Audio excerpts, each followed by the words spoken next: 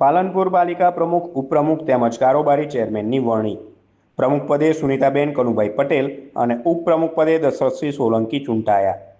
બનાસકાંઠા જિલ્લાની સૌથી મોટી પાલનપુર નગરપાલિકામાં આજે પ્રથમ અઢી વર્ષની ટર્મ માટે પ્રમુખ ઉપપ્રમુખ તેમજ કારોબારી ચેરમેન પદ માટે નાયબ કલેક્ટરની અધ્યક્ષતામાં ચૂંટણી યોજાઈ હતી, જેમાં પ્રમુખ પદ માટે સુનિતાબેન કનુભાઈ પટેલ, ઉપપ્રમુખ પદ માટે દશરથસિંહ સોલંકી અને કારોબારી ચેરમેન માટે નાગજી દેસાઈને ભાજપે મેન્ડેટ આપતા તેઓને 44 સભ્યોમાંથી 31 સભ્યોએ સમર્થન પ્રાપ્ત થતાં ત્રણેયનો બહુમતીથી વિજય થયો હતો.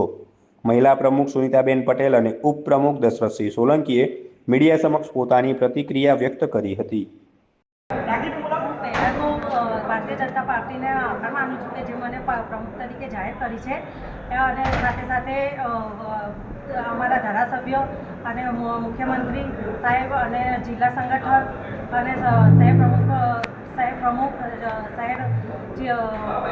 સંગઠન મંત્રી એમનો ખૂબ ખૂબ આભાર માનું છું કે મને પ્રમુખ તરીકેની વરણી કરી છે અને જાહેર કર્યા છે. કયા કયા વિકાસના કામોને પ્રાધાન્ય આપશો?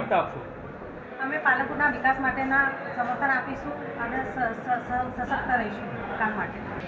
આજ રોજ પાલનપુર નગરમાં પ્રમુખ ઉપપ્રમુખની જે ચૂંટણી હતી તેમાં ભારતીય જનતા પાર્ટી તરફથી પ્રમુખ તરીકે સુનિતાબેન પટેલ, ઉપપ્રમુખ તરીકે જે મારી વરણી કરી છે એ બદલ હું પ્રદેશ ભારતીય જનતા પાર્ટીના શિક્ષક નેતૃત્વનો, જિલ્લા ભાજપના સૌ આગેવાનો, સૌ નેતા આગેવાનોનો, શહેર ભાજપના સૌ અમારા આગેવાનોનો હું દિલથી ખૂબ ખૂબ આભાર માનું છું કે તેમને મારા જેવા નાના કાર્યકર્તાઓ પર આટલી મોટી જવાબદારી આપી છે. તે બદલ હું પાર્ટીના તમામ સમર્થક, શુભેચ્છકો, આગેવાનો હું દિલથી આભાર માનું છું. શહેરના કયા કયા વિકાસના કામો છે જેને પ્રાથમિકતા આપશો?